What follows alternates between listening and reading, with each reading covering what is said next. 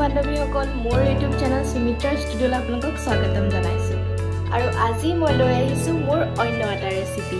আৰু হেয়া হৈছে কাৱৈ মাছৰ তৰকাৰী সকলোৱে ঘৰত ৰান্ধে কিন্তু মই দেখুৱাম যে মই কিদৰে ৰান্ধো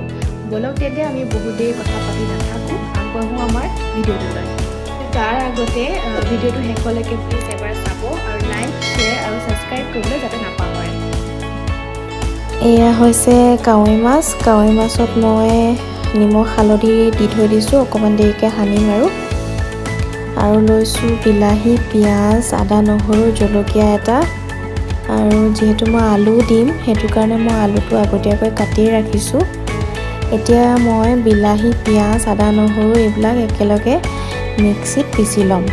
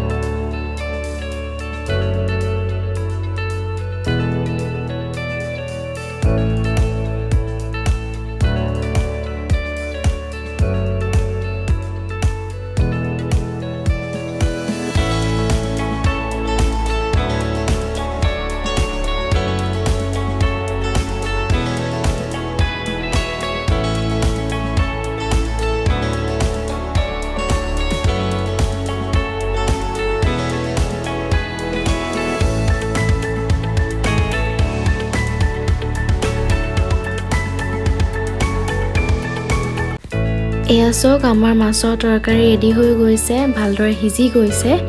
এতিয়া ইয়াতে মই নেমু টেঙা অকমান চেপি দিম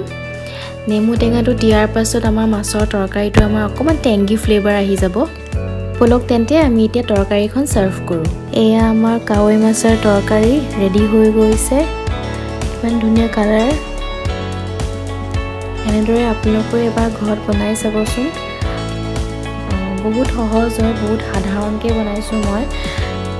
খুব সিম্পল ভাবে বনাইছো মছলা একেবাৰে ব্যৱহাৰ নাই কৰা